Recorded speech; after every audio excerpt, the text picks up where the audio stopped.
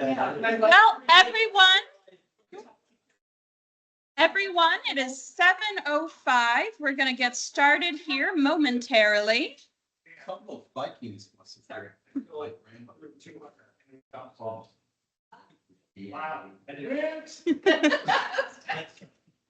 Hello to everyone at home as well. I'm so pleased to welcome you to the museum this evening to introduce Valerie van Heest, who will be speaking to us tonight. Couple housekeeping things before I get started. We have a couple exciting things on the horizon at the museum. Next month, the weekend of October 19th and 20th, we will be participating in Open House Chicago. So if you're interested in either helping us out, volunteering for that, or if you want to come and check out the museum during open house, you can find more information about that on our website. We also have the very exciting news that our CMM Festival will be on October 24th on Thursday. We hope you will join us in honoring Captain Dave, our beloved, dearly late departed he's our former chairman of our board, but many other things for the museum as well, and a great friend to many of us here at the museum. We will be honoring his legacy by please honor his legacy by attending the museum's annual fundraiser this October 24th. You can attend in person or on Zoom, and you can find more information about how and where to do that on our website, chicagomaritimemuseum.org. Now, for the evening's entertainment, I have had the great pleasure of working with Valerie van Heest over the past year here at the museum. The two new exhibitions in our South Gallery on Captain Bill Pinkney and on the Lady Elgin are some of the excellent work from her and her studio, Lafferty van Heest. Now, Valerie is an underwater explorer and historian who has been involved in the discovery and archaeological documentation of numerous historic Great Lakes shipwrecks. Combining her passion for maritime history with her professional writing and design experience, Valerie shares her adventures through award-winning books, films, lectures, and museum exhibitions just like ours as a way to educate, entertain, and inspire. She's an inductee in the Women Divers Hall of Fame and is a recipient of a Michigan State History Award for her work preserving and promoting the state's submerged maritime history. You are all in for a treat tonight because I have heard Valerie talk about the Lady Elgin before, and it is fantastic. So without further ado, I am turning the stage over to Valerie.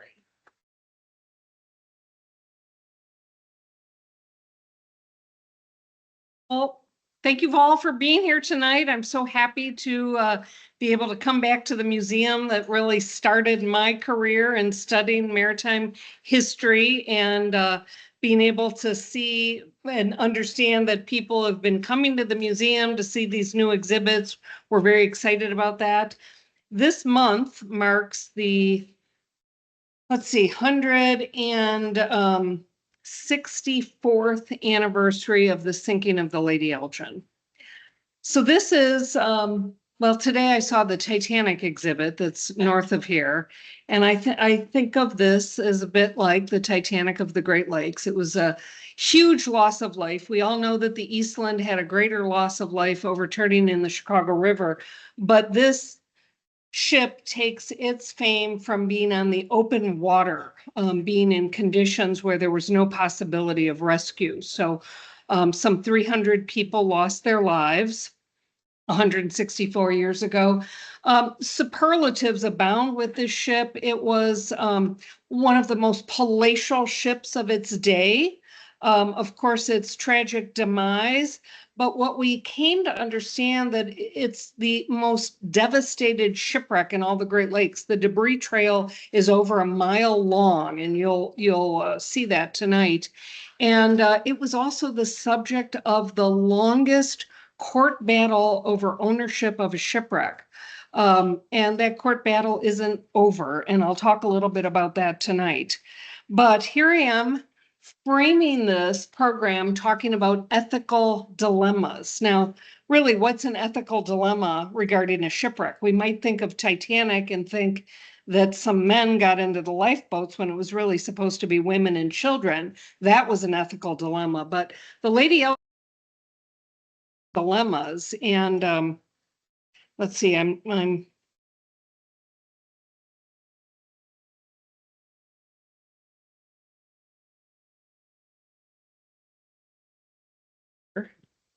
If you do the arrow, That- we're gonna, I guess, press the next slide, or if you press right here, that should. I guess I'm gonna. Okay, I have to press a little arrow down here, so I have to keep my eye on that.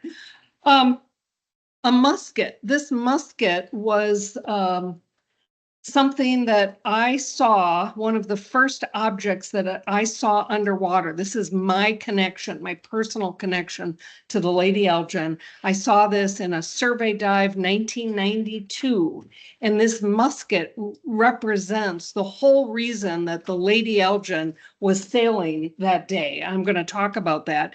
And this little icon with the question mark is my representation for an ethical dilemma, which, as we all know, is where there's more than one way of approaching a problem, and neither solution is quite correct. And a musket could represent an ethical dilemma because is killing someone in battle, is that ethical? You know, we each have an opinion about that. So let's keep ethical dilemmas in mind.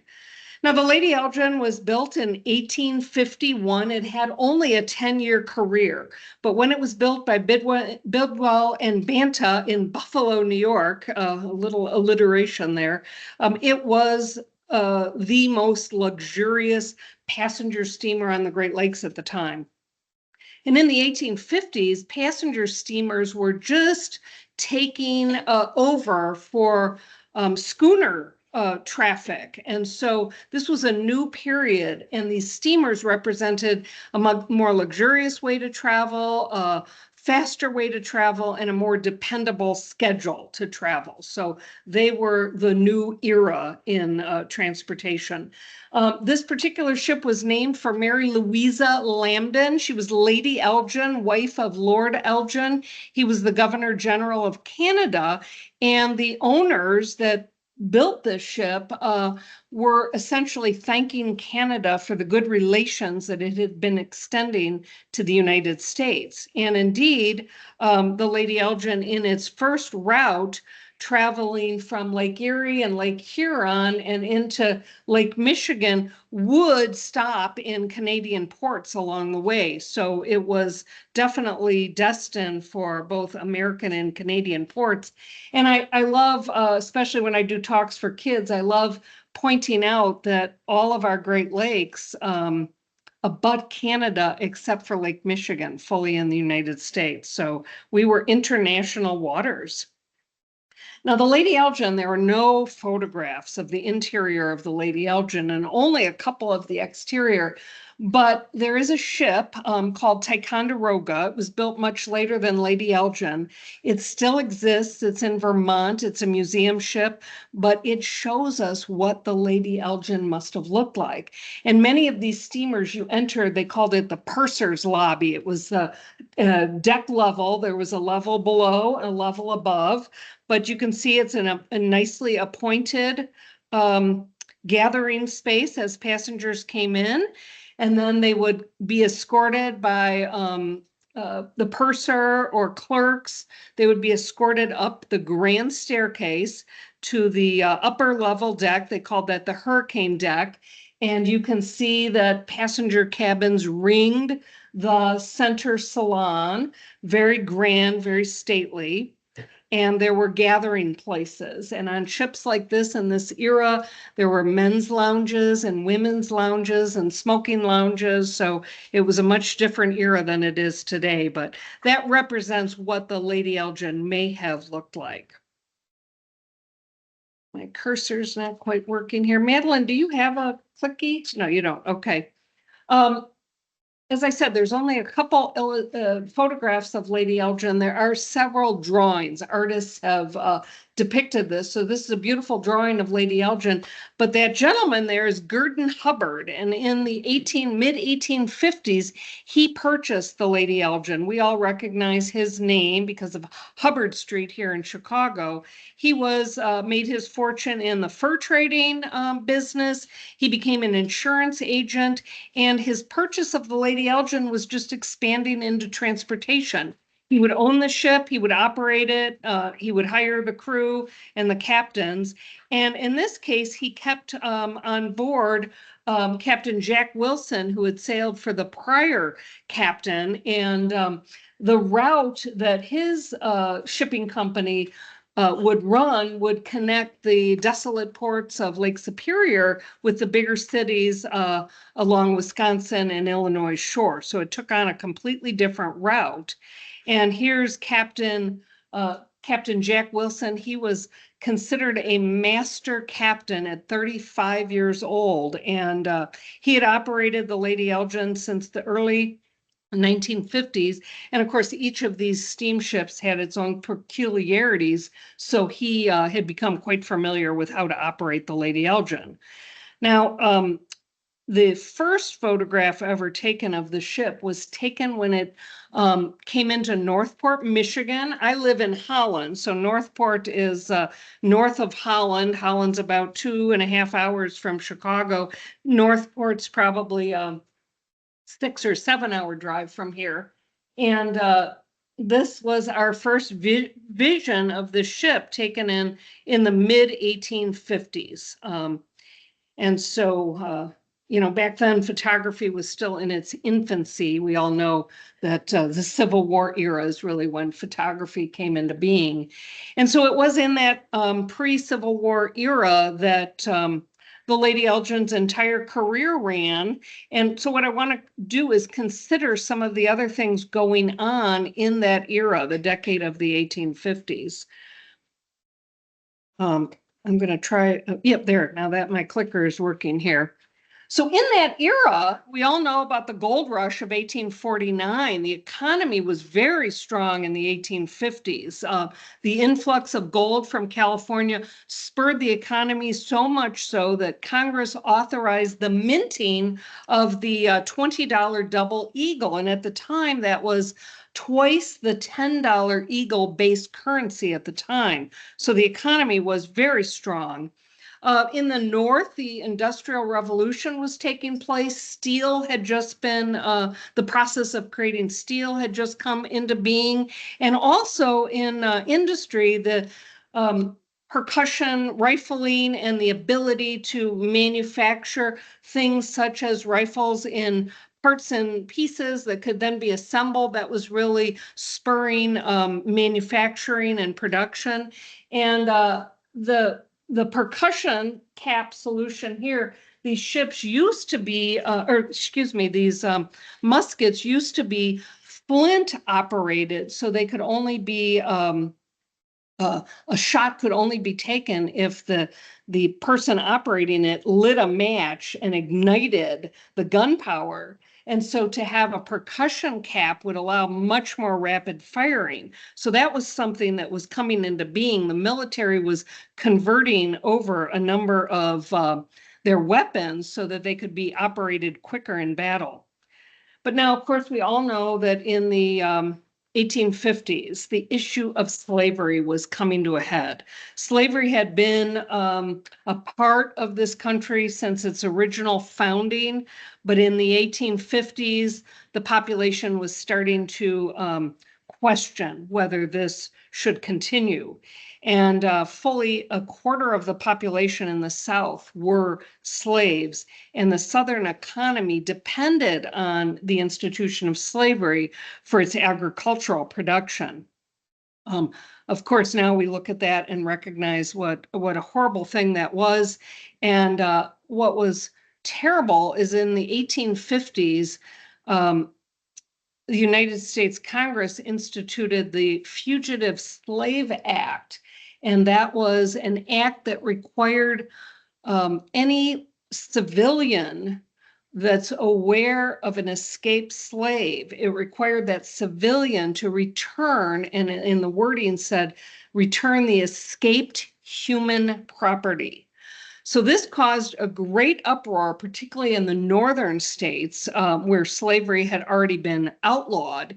And one particular case has a little bit of a connection when we think about the Lady Elgin, and this will become clear. A particular case took place in Wisconsin, where the slave on the right-hand side, Joshua Glover, had escaped, had been living in Racine, Wisconsin for several years, upstanding citizen, and someone understood that he was an escaped slave and brought him to the attention of the law, and he was jailed in Milwaukee.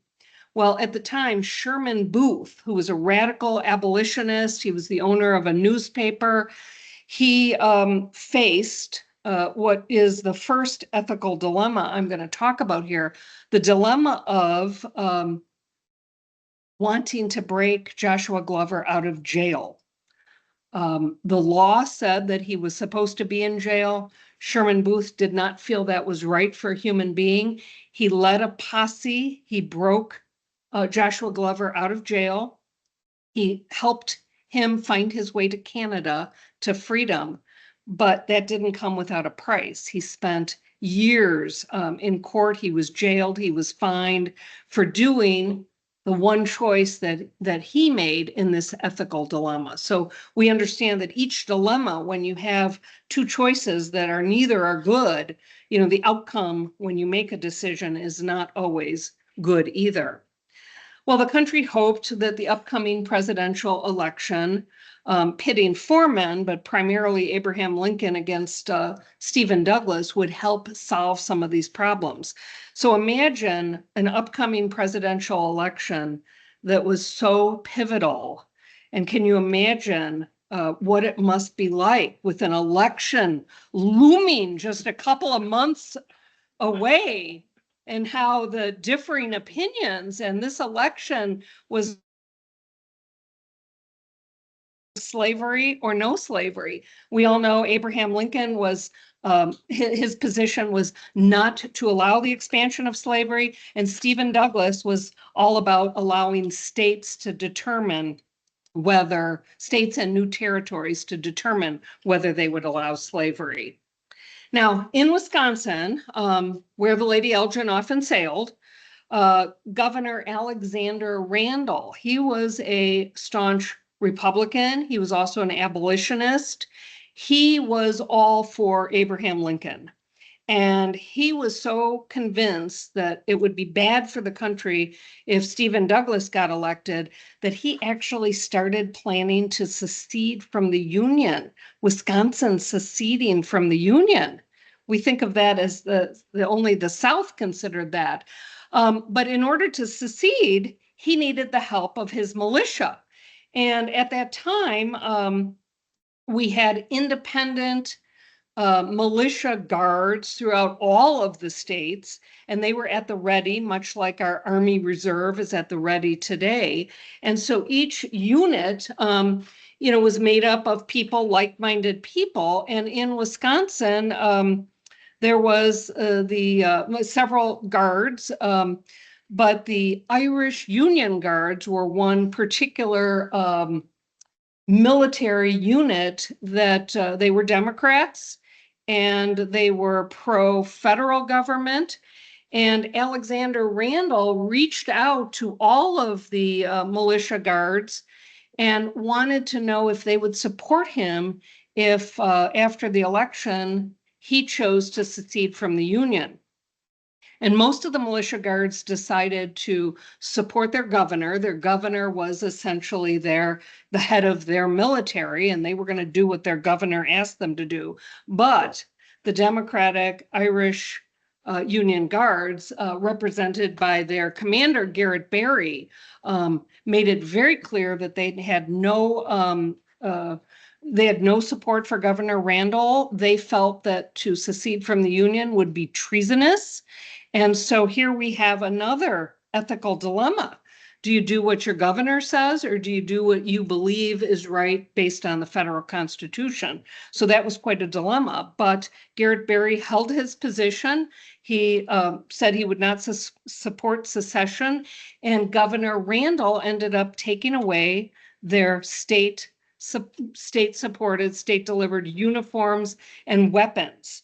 So if there was going to be war after the election, and the Civil War didn't just happen. This was all, this was a possibility that everybody knew if the election went one way versus the other way.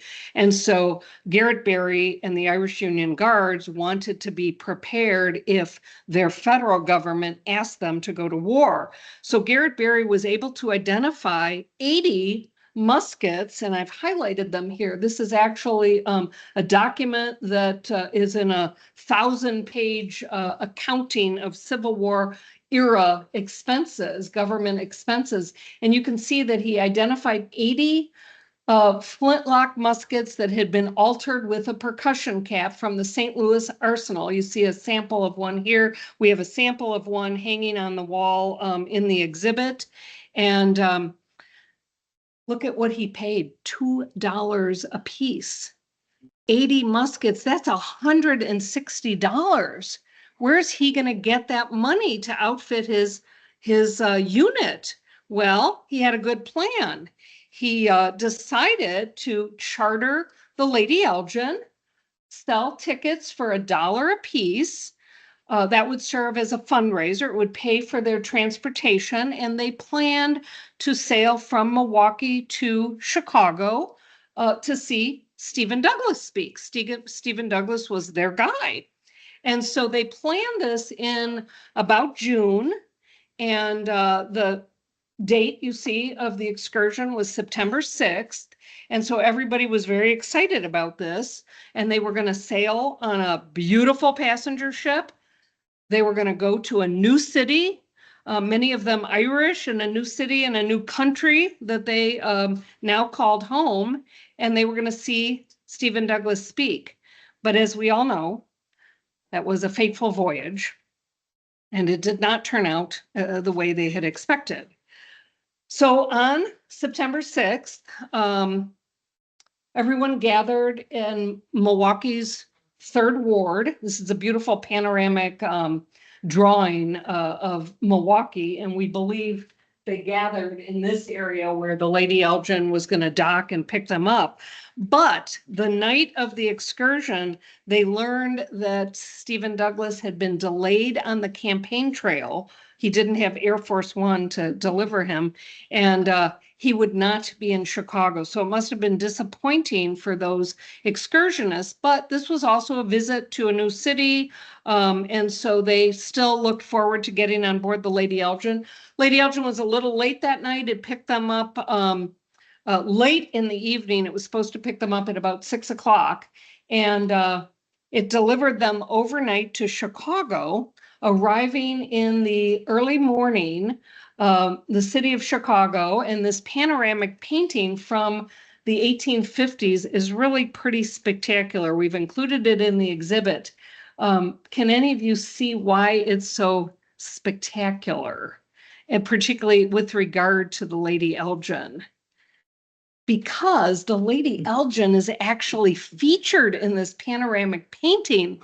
It had come into Chicago so frequently that the publishers of this bird's eye drawing decided to include it in that panoramic drawing. So that's really very fateful. So this is the Lady Elgin coming into Chicago, docking at LaSalle Street at the head of the loop. We all know that there's a marker there to this day commemorating this accident. It docked here. This was only the second and last photograph captured. A photographer from Southern Illinois happened to be in Chicago, Samuel Alschuler. He must have been captivated by this gorgeous vessel. This was a very famous ship in the Great Lakes. And on the deck here, this is Milwaukee's brass band, various musical instruments. So there must have been great fanfare when it came into the city. And everybody's getting ready to get off the ship and enjoy their day. But look closely at this photograph, because the majority of people you see here would not live to see the light of the next day. But they didn't know that. They many of them enjoyed breakfast at the lovely new Merchants Hotel, newly built in the city. Some, we understand, attended McVicker's Theater to see a play that was going on that day. And the Irish people were particularly captivated by the cyclorama that was showing a 360-degree panoramic painting of Ireland. This is like the OmniMax theater of its day. I was shocked to be able to find a photo representing the cyclorama. But the Union Guards, their friends, their family, their supporters, they paraded through the streets of Chicago, showing off those new muskets that they had just acquired and showing their support for their candidate. So this was a political rally. Now, this was only a one-day excursion. So they returned to the Lady Elgin at about 10 o'clock at night, ready to head back to Milwaukee. Captain Jack Wilson got news, barometer news, indicating that a storm was coming. And he got a lot of flack when he suggested that they delay leaving Chicago because of the storm. And so many of these people, this was just a one-day turnaround. Many of the people pleaded with him to continue on. After all, this is a new steamship. This is new technology. It could certainly withstand a little rain and wind on the lake. So everyone, passengers were able to convince him to sail. The ship had also loaded earlier that day its cargo. It had a very special cargo for that sail, a herd of cattle. Some 100 to 150 head of cattle. Imagine the smell. We don't think about the smells in the old days, but that must have been very interesting. But indeed, Captain Wilson took off. The Lady Elgin left the LaSalle Street dock at about 11 o'clock that night, 24 hours after it had left Milwaukee. It headed north on Lake Michigan, hugging the shore, running about 3 to 4 miles offshore. And indeed, a storm did crop up. Lightning, rain, and when it was off about Highland Park, lit up, the Lady Elgin had lights, but there was a schooner heading toward it. And these ships were not very far from each other when they saw each other through the thunder, the rain, the lightning. And we understand from historical accounts that each captain took action to steer away from the other, but they really didn't see each other until it was too late. And their helms were slow to respond. And of course, the waves pushed them in opposite directions. And we have a reenactment that you could also see in the exhibit that will put us on that night 164 years ago.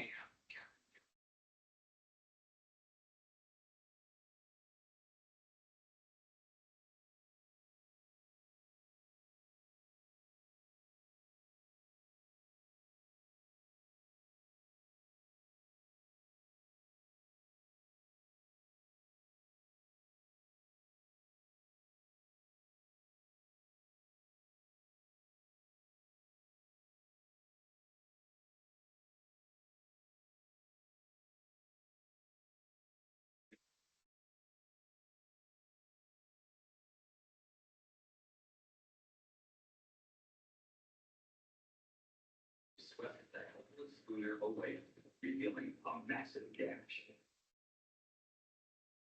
Water poured in as plentifully and broke out in the steamer.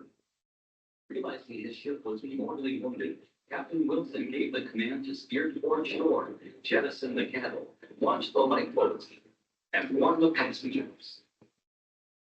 Soon the boilers crashed through the bottom of the boat, and the Lady Elgin broke in two, sending hundreds of men, women, and children into the churning water. For those who survived the sinking, the nightmare was just beginning. The full force of the thunderstorm struck after the collision. Flashes of lightning revealed scores of terrified people unable to swim, climbing onto the backs of cattle only to drown with them. The lake was strewn with floating wreckage and the bodies of the dead dying that could be seen in the flashes of lightning. The sounds of prayers and curses were heard on all sides. As they struggled to survive the storm, the bow section of the Lady Elgin drifted south with the waves until its trailing anchor chain caught upon a boulder, holding it fast at that spot until the last remnant of the Queen of the Lakes finally sank to the bottom. Quite a tragedy. The next morning, lakefront homeowners could see all manner of debris from the ship and the bodies of the dead and dying spread out for miles across the surface of Lake Michigan. Among the victims was Captain Jack Wilson and Garrett Berry, the commander of the Independent Union Guards, and another man, some fame, the only very famous person on board the ship, Herbert Ingram, straight from England, traveling with his son, probably the most wealthy man on board the ship, and the owner of the London Illustrated Times, one of England's first newspapers to have etchings in it. And tragically, an etching of him would be in that paper, signaling his loss. Well, the aftermath of this tragedy was newspapers around the country reported this. They called it an appalling calamity. That photograph that Altshuler had taken at the dock at LaSalle Street, it was turned into a woodcut. It was in newspapers. It was distributed as a commemorative poster. So that photograph certainly became famous. Somebody else who became famous was Henry Work, who had written a song about the Lady Elgin, and his star rose like that of Gordon Lightfoot, who wrote the song about the Edmund Fitzgerald over a century later. And Herbert Ingram, the man from the London Illustrated Times, he was commemorated just 2 years later with a statue in Boston, Lincolnshire, England, not Boston, America. But that statue still stands in the center square of Boston today.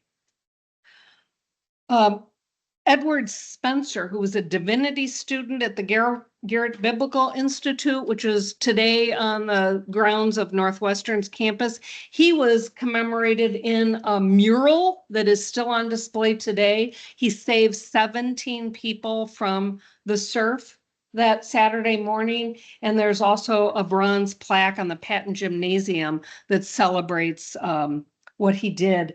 His motto, he was quoted as saying, after he pulled 17 people from the surf and he was exhausted, he said, "Did I do my best?" And so I always think about those words when I'm doing any kind of work, any kind of philanthropic work. Did I do my best? Well, in regards to this accident, it spurred all kinds of changes.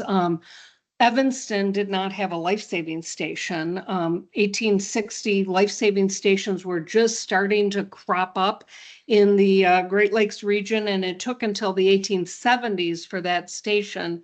But it was definitely prompted in large part by the accident, figuring that if there were professional lifesavers that were stationed in Evanston, where many of the bodies came ashore, that more people could have been saved. The accident also prompted new regulations for how to deal with collisions on the lake, rewriting what you have to do when you encounter another ship, and also rules that all ships needed to have lights. In this case, just the Lady Elgin was illuminated. So there was some good that came out of bad, but in terms of the Lady Elgin itself, happening in 1860, we all know the outcome of the election, and we know that the election results prompted the Civil War. And as big a tragedy as the Lady Elgin was, the Civil War, of course, overshadowed the tragedy, the local tragedy with the countrywide tragedy. And so the Lady Elgin was forgotten for 132 years until a commercial salver named Harry Zyke announced that he had discovered the wreck of the Lady Elgin. Harry Zyke was a commercial diver, a salvage operator. He ran his own tugboat. He might have been seen in Chicago recovering modern boats, doing surveys for ships, big freighters. So he did a variety of work, modern day salvage, so to speak. And here's how he announced his discovery. There, wait.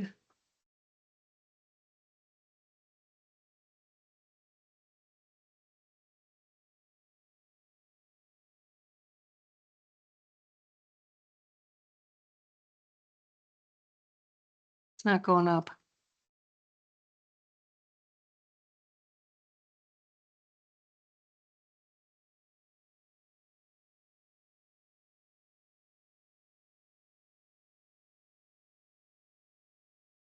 Springfield rifle, sword, purser's stamp, chandelier. I don't know how much of that you heard.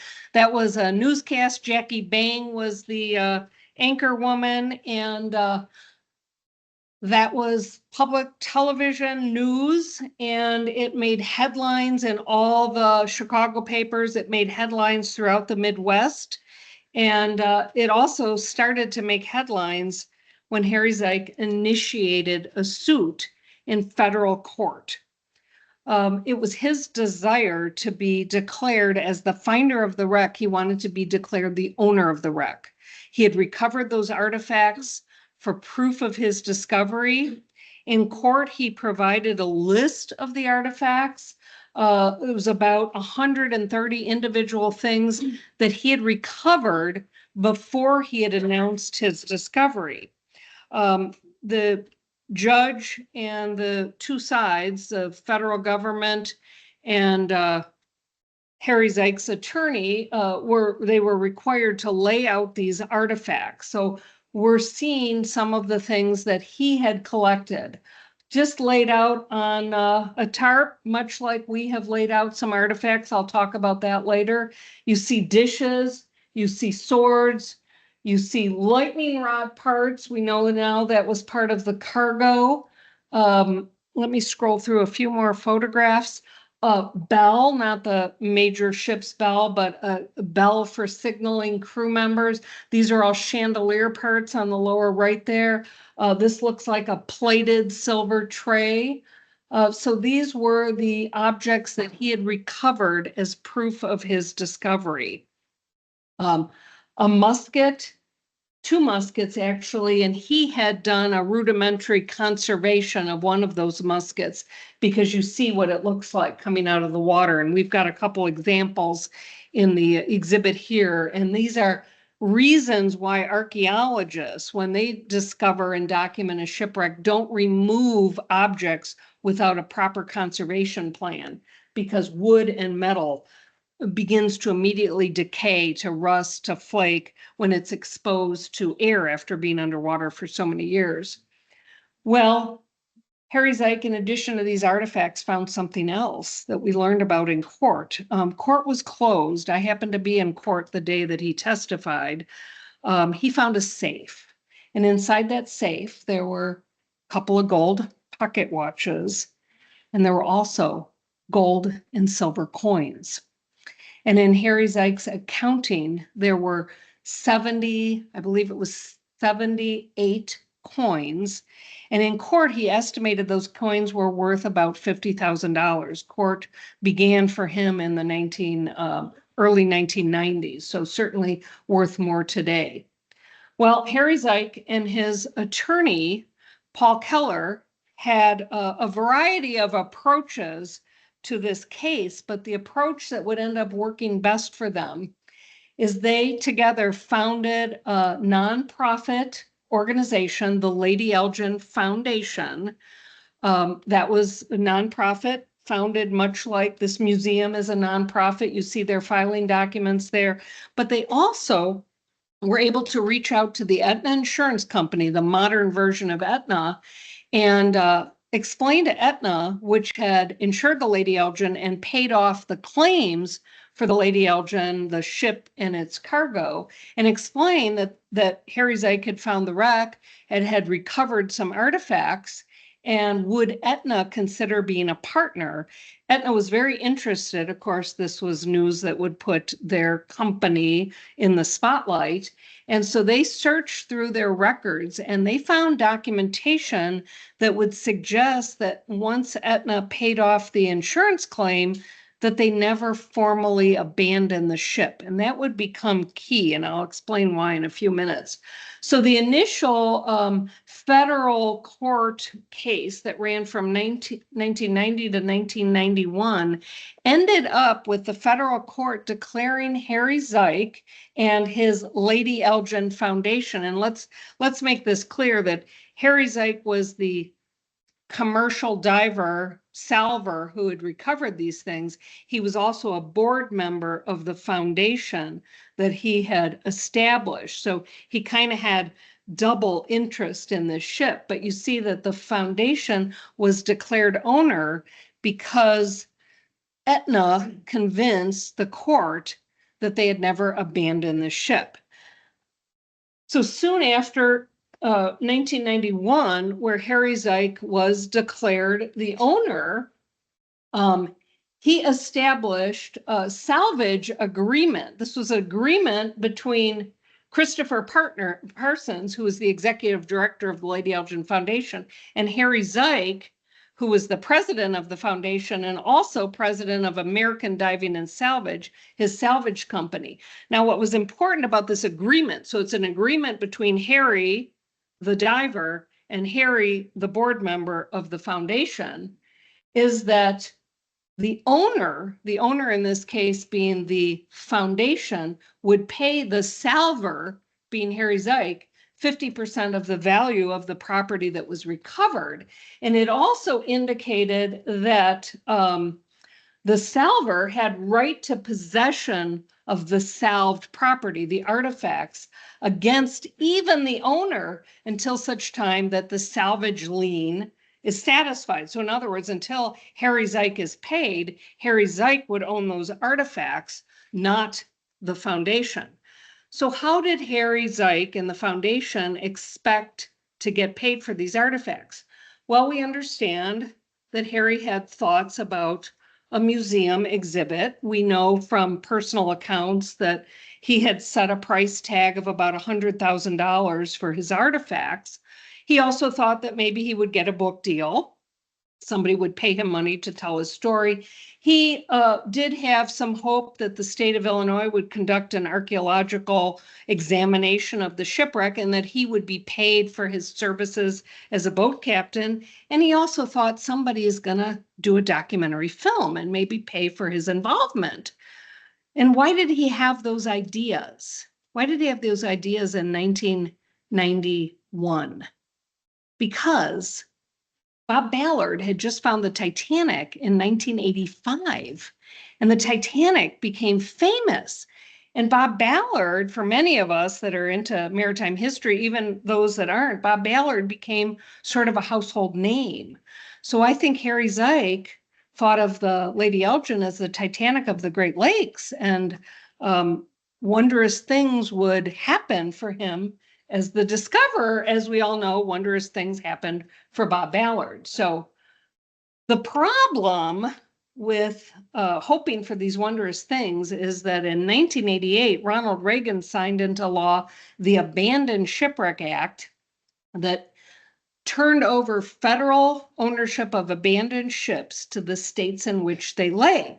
Now, in states that border the ocean, state property goes out about 3 miles, but in the Great Lakes, state property extends to the middle of the lake. So Illinois owns the bottomlands to the middle of the lake where it meets Michigan and where it meets Wisconsin. So in the Great Lakes, all the bottomland is owned by the government. So each of the individual states wrote laws that essentially made it illegal for anybody to recover property from a ship that's considered abandoned. And the state of Illinois was not ready to accept the federal government's determination that the Lady Elgin was abandoned.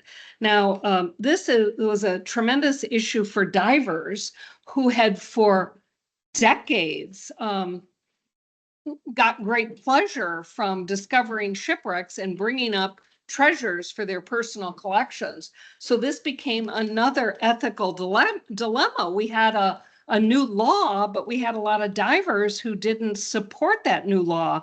Think back to 1919 prohibition, when it was illegal to sell alcoholic beverages. How did the country respond to that new law? I think we all know how they responded. So all of a sudden, now Harry Zike had won in federal court, but Illinois turned around and sued Harry Zike. So he and his lawyer, Paul Keller, had quite a battle ahead of them. Well, now Illinois, since they had thrown their hat into the ring of being potential owners, they wanted to know what Harry Zike had left on the bottom.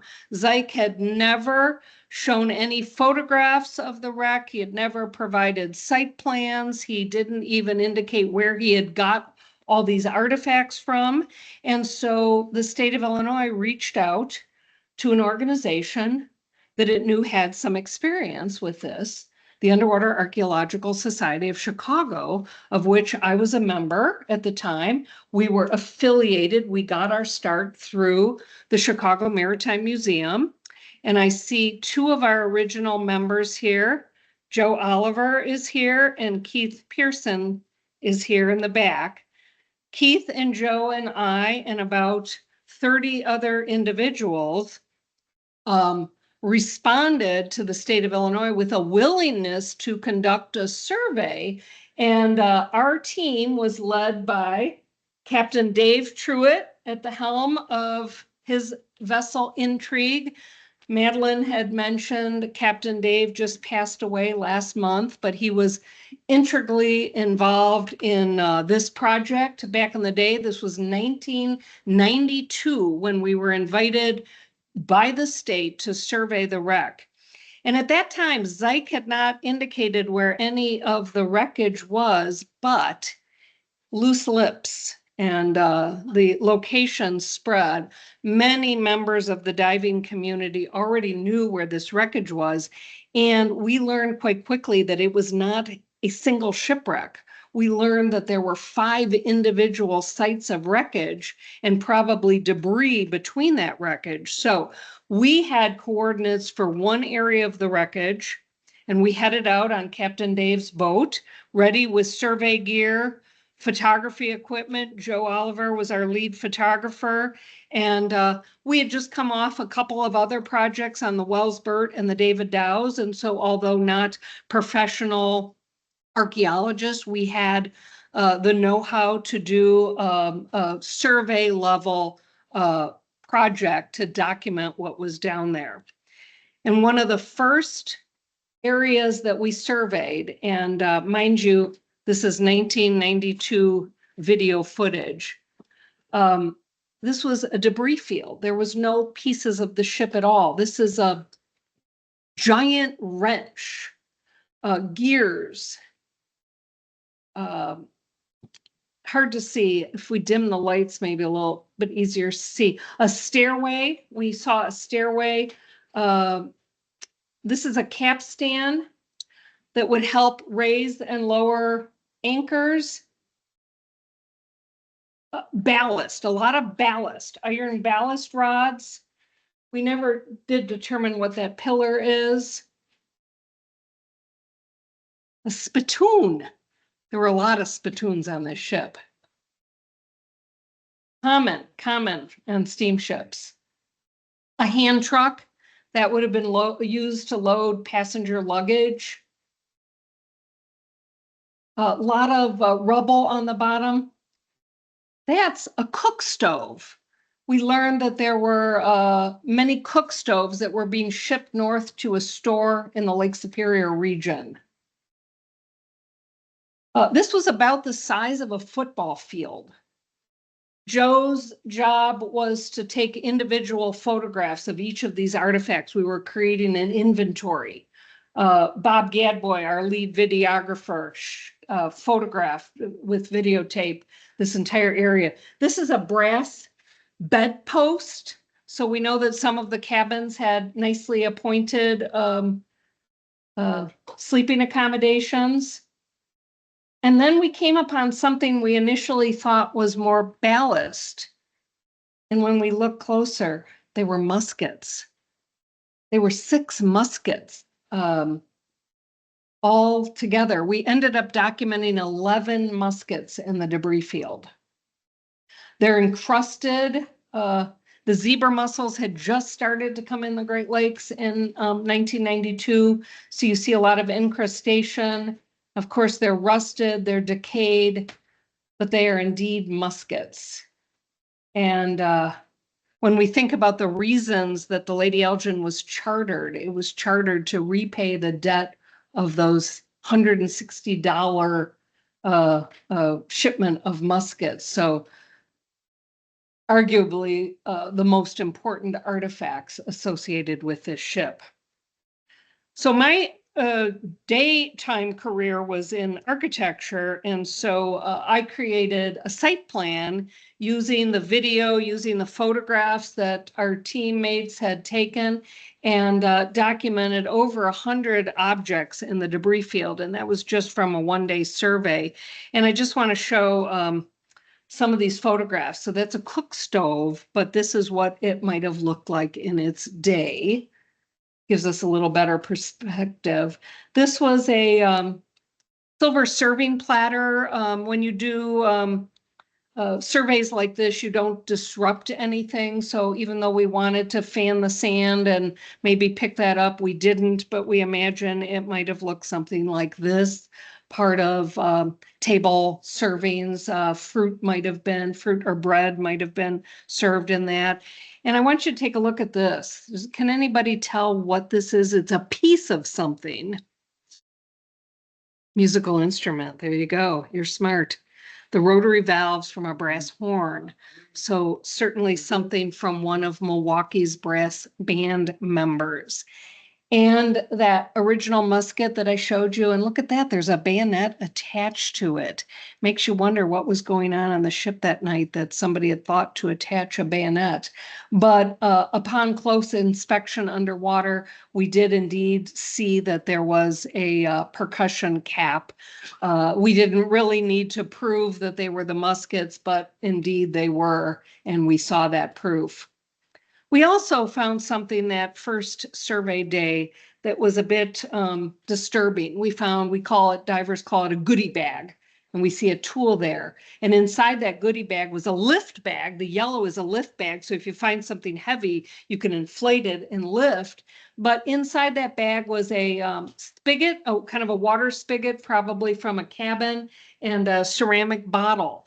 And so what we realized is the location had leaked, and there were divers that were helping themselves to some of these things.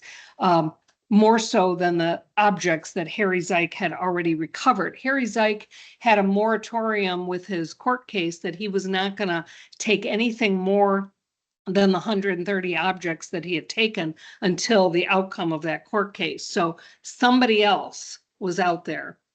Well, let me also share with you, we have video of all the sites that we documented in the exhibit. I don't want to go through that tonight, but we did document an area of 2 boilers, all by themselves, no portion of the ship. They look something like this underwater, laying on their sides about 20 feet apart. Now, in their day, they would have been situated deep in the lower deck of the ship. These are Ticonderoga's boilers. So you can imagine the devastation of that collision. We believe the collision happened somewhere midships, and the boilers were located midships. So what a traumatic collision. We also documented one of the paddle wheels, and fully 500 feet from there was the other paddle wheel, and you can see the devastation. And there it is. And those paddle wheels were connected by a giant iron rod. So again, the devastation of that collision broke those paddle wheels apart and sent them 500 feet apart. The biggest area of wreckage, we call it the bow section. This was the only portion where we found wooden pieces of the ship. And what we're seeing here, these two long pieces, are essentially the starboard and the port side of the ship, but only about half of it. This is only about 85 feet long. The ship was about 250 feet long, so not even half. And an interesting hogging arch down here, this arch piece, I'll show you detail there, an anchor, and newspaper accounts said that people on shore saw part of the Lady Elgin riding at anchor for several days after the accident, and seeing this tells us what happened. The windlass, and I'll show you a picture of how a windlass functions, but it let out its chain in the stormy conditions, and that chain dragged along the bottom and it hooked around a giant rock. So it wasn't anchored, but it was hooked by that giant boulder. So this is a windlass. This was about a 12-foot iron mechanical device. It was situated on a lower deck. A capstan would have been above it. And so again, you see that this is just all broken apart. But that windlass was part of a mechanical equipment that would raise those heavy anchors. And there's this gorgeous anchor, a shot, several shots of the anchor that Joe Oliver took. One of them is in the exhibit there, but it's really the heart and soul of this ship. It's the most visible, identifiable piece of wreckage down there. This was an interesting piece. It's part of the hogging arch. It was hard to understand it until we looked closely at the photograph of the Lady Elgin, and you can see it's like pieces of a giant jigsaw puzzle spread out on the lake bottom. Really incredible. And so this shipwreck, all shipwrecks are like a crime scene. So where the pieces fell is all part of allowing people later to understand what happened. But in this case, Harry Zike had removed a lot of those pieces, and then other divers were removing pieces. So when we documented these various areas of debris in 1992, we were only documenting the wreckage at that particular moment in time. And so we felt it was very important to document that, put that in a report that we issued to the state. We had a photographic inventory of everything we saw down there. And we also thought it was important to share these findings with the public. And so through the Chicago Maritime Museum, we planned to do a lecture on the Lady Elgin. And when we planned that lecture for November 1992, Harry Zike and his attorney took us to court. We were made a third party to this lawsuit. And the idea was that if we shared our gorgeous photographs, this is Joe's photograph, if we showed these photographs and talked about the wreck, that it would take away Harry Zike's commercial opportunity for the book, the movie, everything that he wanted to do. So that derailed his case for a couple of years. And let me just say, it was very complicated, but in the end, we prevailed. The show went on. We ended up distributing our report and doing a number of lectures, because here I stand doing a lecture, 32 years later, we're still talking about this. It's an important subject. But after we won our portion of this court battle, Harry Zike continued, and you see a graphic here.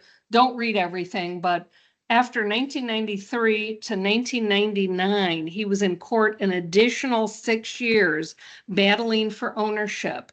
And he did indeed win ownership of the wreck in 1999. He had been in court a total of 10 years. And owning the wreck meant he owned everything on the bottom, And he also owned all the artifacts that he had recovered, and he owned the rights to go out there and recover anything else that was left on the bottom. And so his ownership came in 1999. But interestingly, in 2006, there were a number of articles, and this article was talking about the difficulty that he had had identifying a museum willing to take the artifacts. Of course, we all know that he had a price tag on those artifacts, and that price tag was about $100,000.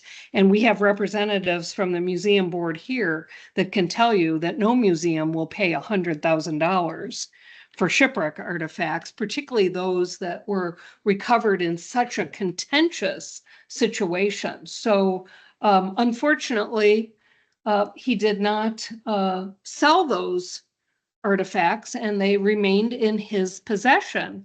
And I continued. I left Chicago. I married a Michigan man. I moved to Michigan. I continued doing lectures about the Lady Elgin. And in 2010, 10 years after Harry Zeik won ownership, I had it in my mind that the upcoming 150th anniversary would be a good time to write a book. Harry Zeik had not written a book. Nobody had written a book about Harry Zeik. I decided to write a book. I reached out to Harry Zeik and offered to have him co-author the book with me. And he told me he was not at all interested in that. But shortly thereafter, his lawyer sent me a letter indicating that he didn't say I couldn't write a book. He just made a lot of threats that if I said anything wrong in the book, it might give him grounds to sue me. So what a dilemma I faced at that time. This was an important subject that I felt should be shared with the public, but it might put me in jeopardy of a lawsuit. I decided to go ahead. I decided to take my chances. I think his threats made the book better because I made sure I dotted my I's and crossed my T's. And here's the cover of the book that came out. And you know what? It won an award. You see there, it won 2 other awards. So I think I must have done something right there. And you know what? I was not sued for writing the book. Thank you very much. Yeah. So that book came out originally in 2010. Harry Zeik bought a few copies. I appreciated that. I offered them for free, but he did buy them. But unfortunately, he passed away unexpectedly in 2016. And you can see by the dates, he was only 68 years old. Grant, you knew him. It was a heart attack, wasn't it? It was very, very unexpected. I don't believe he had his will in order. At 68, you don't expect to die anytime soon. So I don't think anybody expected it. And we understand that his Lady Elgin Foundation had lapsed. He hadn't kept that up. But we see that in 2017 from documents from the nonprofit, we see that 3 people, only one name we recognize, the attorney, reinstated the foundation. It costs $10 a year to have a nonprofit organization. So for $10, must have been $3.33 a piece, they reinstated this. And so now Paul Keller, the attorney, is an officer of the foundation. So it's still alive to some degree. So let's talk about the Lady Elgin recently, within the last 2 years. I had the opportunity, this museum invited me to begin working on a number of exhibits, and the museum talked about the potential of a Lady Elgin exhibit. And when we began talking about that, we reached out to Harry Zeik's family. This was several years after his passing. And we asked if they would consider donating the collection of artifacts that we understood were still in his possession. And they were a little concerned about that because we understand that the gold coins were somehow in the possession of the attorney. We don't know how that came to be. We think perhaps he got to the safety deposit box faster than Harry Zeik's family, but he is in possession of those things. And the family, if we remember that salvage award, the family of Harry Zeik should have owned all those artifacts because he was never paid the salvage fee from his foundation. So presumably all of this should be owned by Harry Zeik's children. He has 2 living children. And this is certainly a dilemma because the family, the children don't know whether to donate these artifacts because will Keller come after them. So these artifacts are a bit in limbo, but what is not in limbo is the fact that the salvage agreement says that Harry Zeik has the right to possession of the salvage property against even the owner, the foundation, until he's paid. So while this is not our business, we believe that the children of Zeik do own all these items. We hope someday they can be donated. But this museum, in its wisdom, decided to move ahead with the exhibit. We don't need artifacts to have an exhibit. Exhibits are about telling stories, and we can certainly tell stories without artifacts. And we began planning the curatorial design of this, and then all of a sudden, and this is it's too strange a circumstance to go into all the details, but I got a call from an Illinois diver. I'd never heard about him. And it was to talk to me about the Lady Elgin. And we talked back and forth for about 4 months until he admitted that he had a few artifacts from the Lady Elgin. He had 160 artifacts from the Lady Elgin. How did he come to have those artifacts? Well, I spent months and months, lots of phone calls talking to him. And I understand that he worked for Harry Zeik for a number of years on a number of different projects. And for a certain project that required a lot of diving, Harry Zeik did not have the funds to pay him. And so Harry said, I know you're kind of fascinated by the Lady Elgin, so I'll give you the coordinates. You go out there, you have my permission to recover whatever you want, and hopefully that will serve as payment for your services rendered. So he did recover a number of things. He showed Harry Zeik everything he recovered. He offered Harry Zeik anything he would want, but Harry had many of these similar things. Dinnerware that had the name Steamboat Lady Elgin in it. He had a crusty musket. He also had a musket that he had conserved. He had not 1, but 2 swords. And we know that eaglehead swords are very similar to the ones Harry Zeik had recovered, and the pommelhead swords. These were different typical sword designs that the militia back then could choose from. He had a pepper box gun. This was very significant because it was not, the pepper box guns were not military issues. So we came to understand that a passenger, a civilian, must have been carrying this musket or this pistol, and this copper pot from the galley. We could cook in that today, couldn't we? It's in incredible shape. And of course, a shoe. That's the reminder that this is a human tragedy. So these were very evocative artifacts. This was a plank of wood about 8 feet long, about 1 foot wide, about 1 inch thick.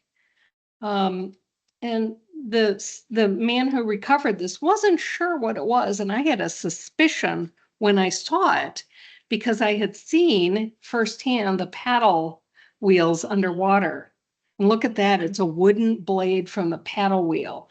Now, the significance of that was that before seeing that actual artifact, we had only this one photograph, and you see the paddle wheel there. And when we zoom in, we get a little hint of the construction of the paddle wheel, but not until we found and saw and studied that paddle blade could we understand how that went together.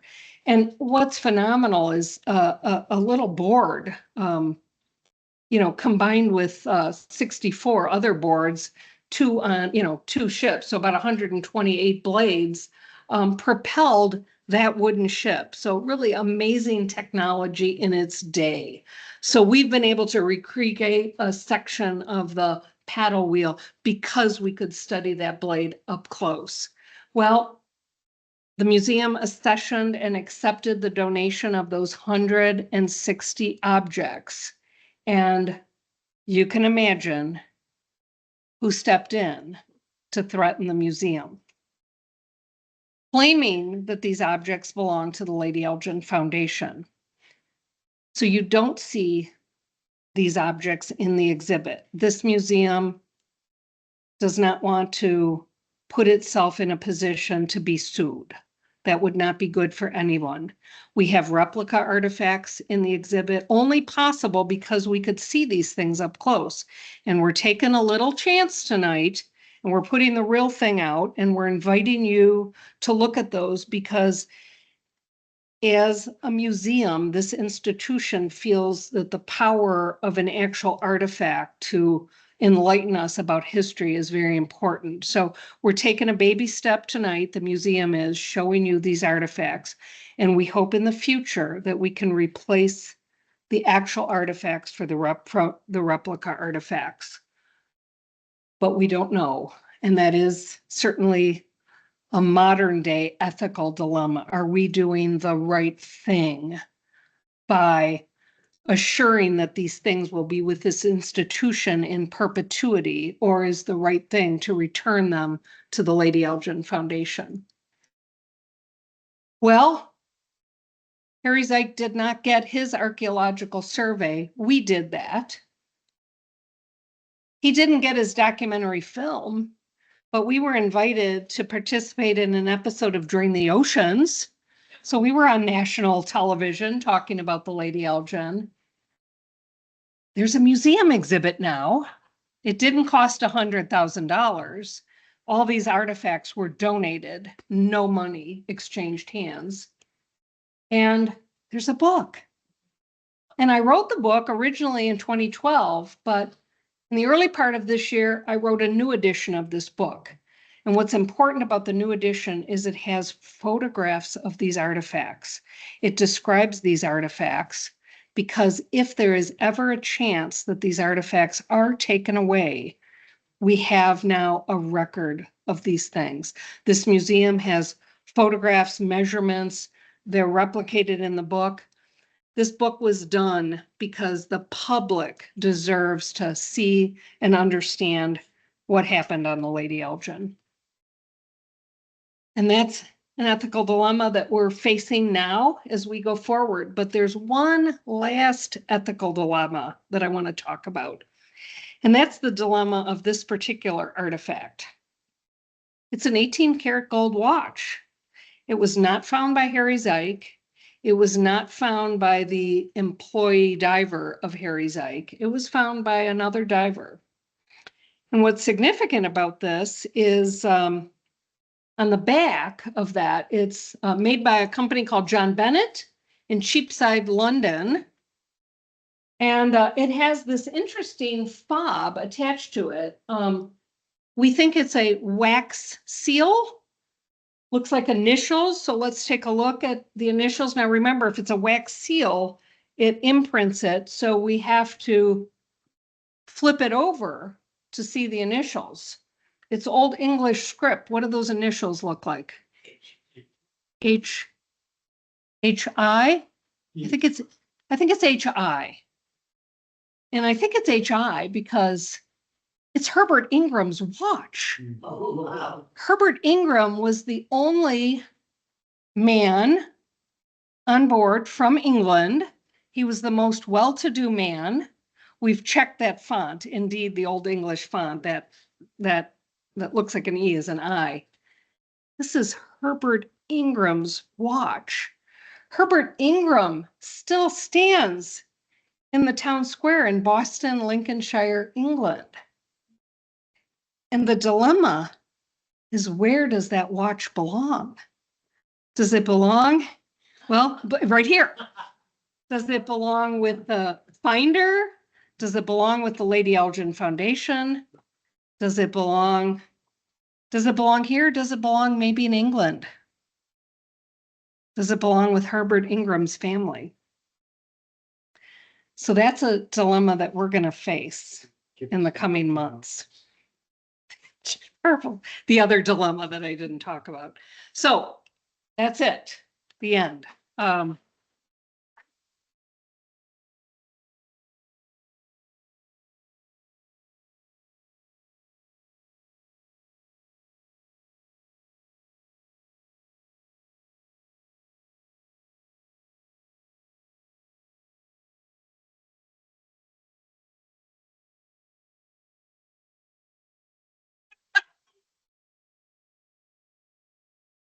Selling some of her books, and so I recommend everybody come see her at the end Okay, and sure. check out her incredible work on the walls of this gallery. And thank you to this museum for inviting me to do this very important project. Any questions, comments about the ethical dilemmas, John?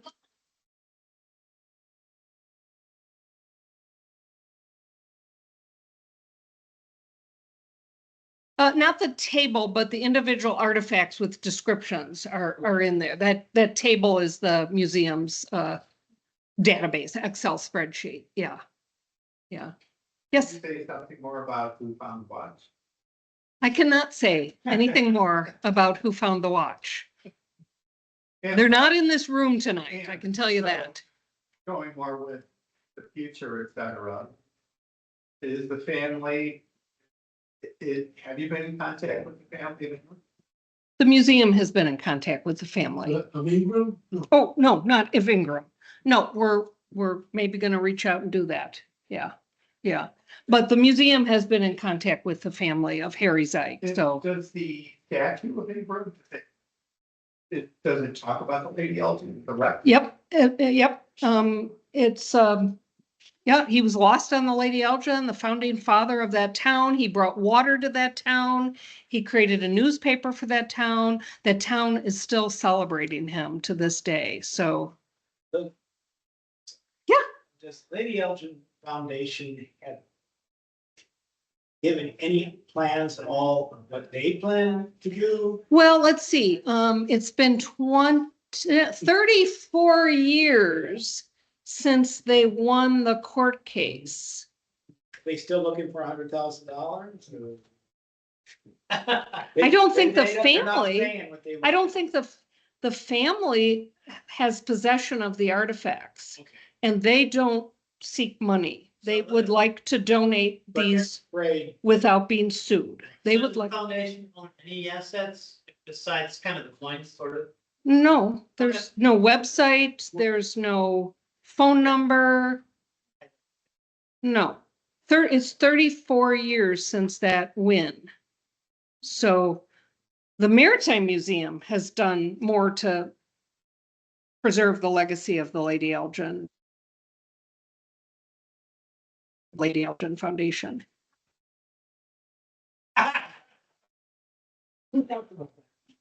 Late 70s, we think. I'm just trying to think what their angle is at this point. What do they expect? I would have to say that I think the angle is that the lawyer won fair and square.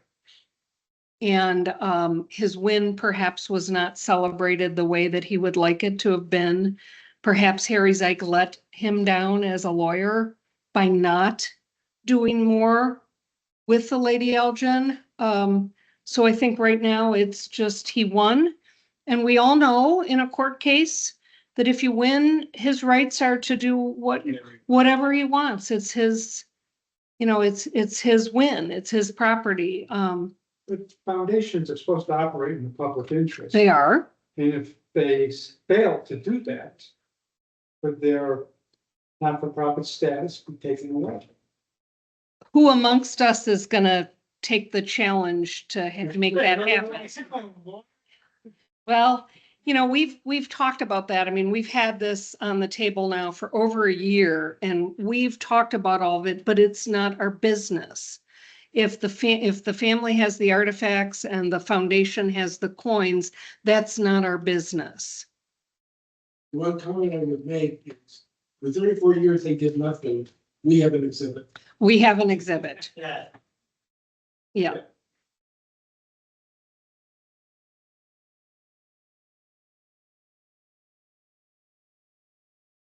There are, and I went into great length in the chapter about the accident to include first person accounts, actual words where we know they were said.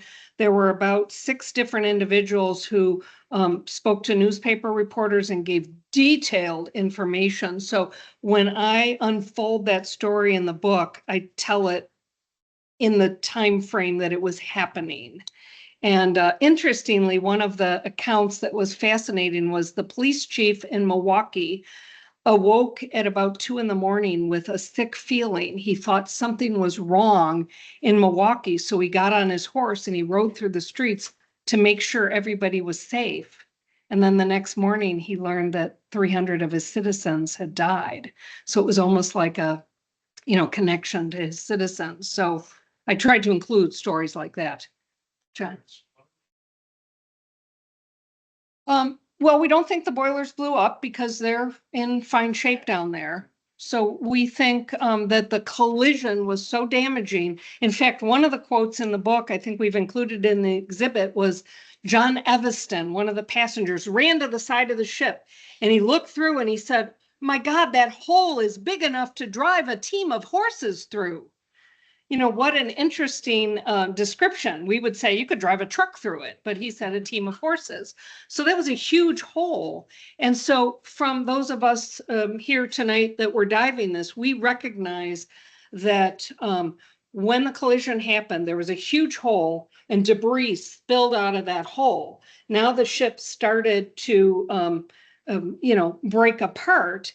And then we know from the debris was farthest north, the boilers spilled out and the ship was still held together. And then we know where the paddle wheels are. That's where the ship split in half because those paddle wheels fell. And then we know that the bow floated on its own. We also know, I didn't include it here, a section of the stern washed ashore. So the stern was documented. There's a photograph of it. But so by studying what was on the bottom, we can tell what happened. And I was able to work closely with the Drain the Oceans producers, and it's a wonderful episode. They have replicated with an animation what happened that night. So Was that? you saw parts of Drain the Ocean, yeah. Yeah. So, Were the engines ever discovered? No, the engines, we are really annoyed by the engines not being discovered. A distinct, One engine, wasn't it? Was a walking beam? yeah, walking beam engine, 2 cylinders, this diamond shape that was about 10 feet long. Why haven't we found that? It's so distinct, but imagine if it all fell apart, it's a 10-foot diamond shaped thing laying flat on the bottom. So it might have been covered over. It's actually illegal to dive the Lady Elgin. Harry Zeick, when he made his win, the one thing that he did do is he went to court and he got an injunction, and it's illegal for anybody to dive that. Which means you can dive but don't touch, and then you're not really diving I out. don't even know if you can dive. You're not allowed to. That doesn't mean there aren't charter boats that take people out there. So you said there was a photograph of the stern On shore, on shore? taken in 1860. Yeah. Is that around somewhere? The photograph, I don't know if we have it in the exhibit. It's in the book. It's in the book. Yep. And 2 little girls playing on the wreckage. It's just very. And the engine would have been the heaviest part of the whole. The engine, no, there's an illustration of the engine in the book. These were pretty fragile. They were parts and pieces, rods, cylinders. Boilers would have. The boilers were the biggest part. So really, if we pulled apart that engine, they would all be very small parts. So we think we've missed that. We could go out and side scan, John Bell with the side scan, and maybe try to find that. But is that the right thing to do? No, when I know. he owns it? Yeah. Yeah, yeah. My poor memory says that the Wreck of the Lady Elgin changed the political leadership in Milwaukee from Irish to Germanic.